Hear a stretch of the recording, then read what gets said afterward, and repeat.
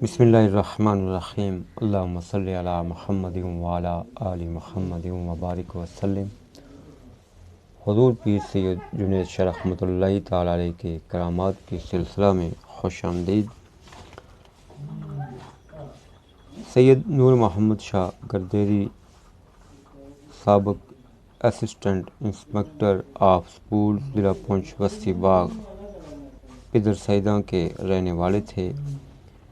یہ کرامت ان سے روایت ہے۔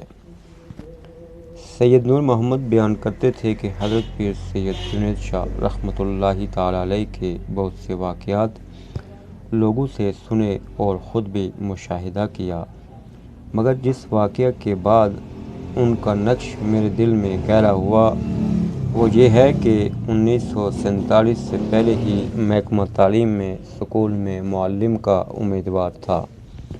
اس زمانے میں معلم کی ملازمت حاصل کرنے کے لیے وزیر پونچھ کے پاس انٹرویو کے لیے جانا پڑتا تھا، اور وزیر پونچھ زیادہ تر ہندو امیدواروں کو ترجیح دیتا تھا۔ 1934 میں جب میں انٹرویو کے لیے پونچھ روانہ ہوا تو میں نے اپنے والد صاحب سے کہا کہ آپ باغ جائیں اور حضرت پیر صاحب سے میری کامیابی کے لیے دعا کروائیں۔ والد صاحب باغ روانہ ہوئے اور میں پونچھ چلا گیا۔ وہاں وزیر کے بنگلہ پر بہت سے ہندو امیدوار بھی میرے مقابلہ میں پیش ہوئے، اور میرے حق میں سید نذیر حسین شاہ ایڈوکیٹ مرحوم نے سید بہاول شاہ کی سرکردگی میں ایک وفد بھی پیش کر دیا اور مجھے کامیابی ہو گئی۔ جب میں وزیر پونچھ کے کمرے سے باہر نکلا تو دیکھا کہ سامنے باغیچہ میں لمبا کوٹ پہنے اور چھتری اوڑھے ہوئے حضرت پیر سید جنید شاہ رحمۃ اللہ علیہ ٹہل رہے ہیں۔ میرے ساتھ آدمی چونکہ زیادہ تھے، اس وجہ سے میں نے سوچا کہ لوگوں سے فارغ ہو لوں۔ جب میں لوگوں کے ساتھ کوٹھی کے گیٹ تک گیا اور ان کو رخصت کر کے دوسری طرف بڑھا جہاں حضرت پیر صاحب کو دیکھا تھا تو حضرت پیر جنید بادشاہ سرکار وہاں پر نہ تھے۔